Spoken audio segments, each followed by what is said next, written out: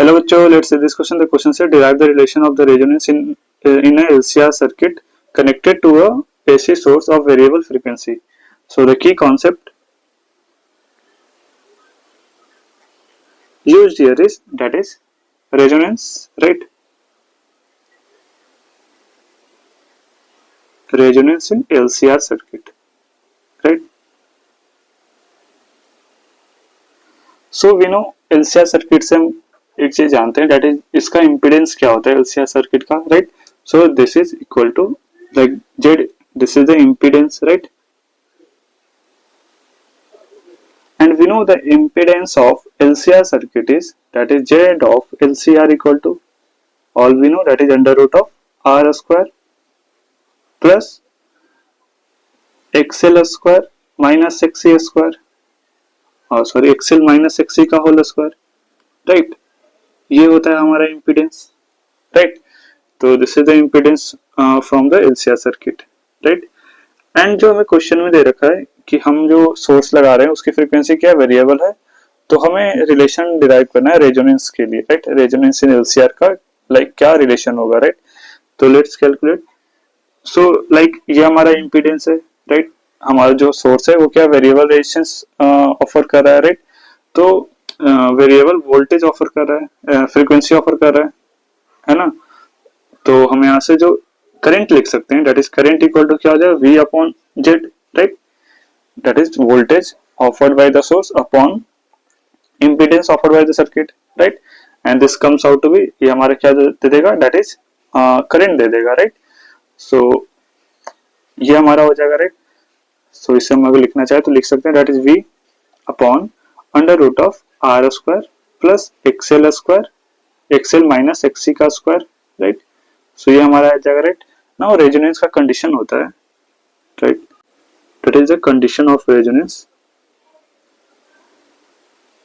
इन LCR circuit. क्या होता है, दैट इज जो हमारा इम्पीडेंस होना चाहिए, दैट इज इम्पीडेंस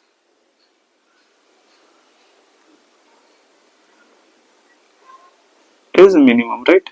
इम्पीडेंस क्या होता है, मिनिमम होता है, राइट? सो इस केस में क्या हो जाएगा, अगर इम्पीडेंस हमारा मिनिमम हो सो करंट हमारा क्या हो जाएगा, करंट इज मैक्सिमम, राइट? तो रेजोनेंस कंडीशन में क्या होता है कि हमारा जो इम्पीडेंस होता है सर्किट का वो मिनिमम होता है, एंड दैट केस जो हमारा करंट होता है सर्किट का वो क्या हो जाएगा, मैक्सिमम हो जाएगा, राइट? सो मिनिमम कब होगा, राइट? हमारा जो इम्पीडेंस है Z equal to that is equal to R square plus XL minus XC का स्क्वायर, राइट? का अंडर रूट है ये, है ना?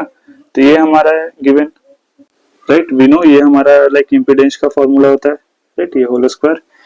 सो मिनिमम कब होगा, राइट? ये R स्क्वायर है प्लस XL माइनस XC का square, right?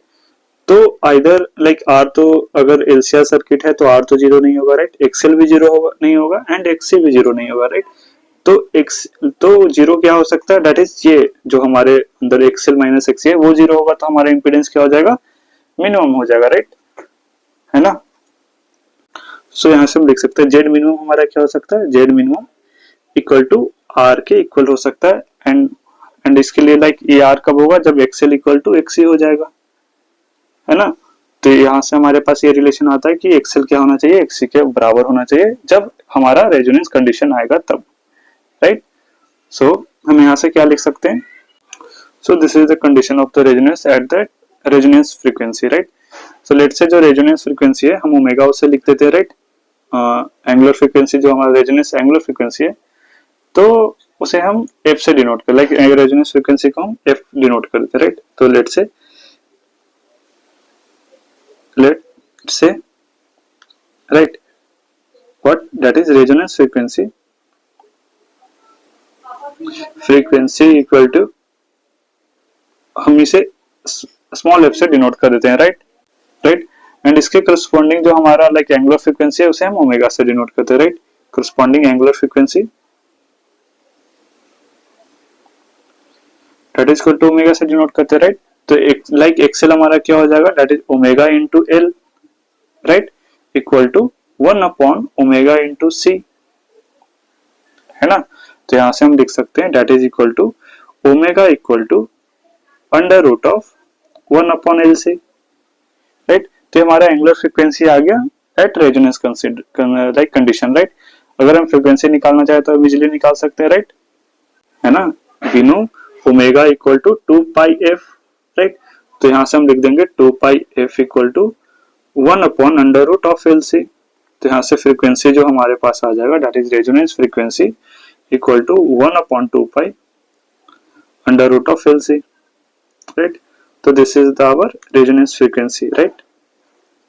So this is the explanation of this whole question. Hope you understood it well. All the best.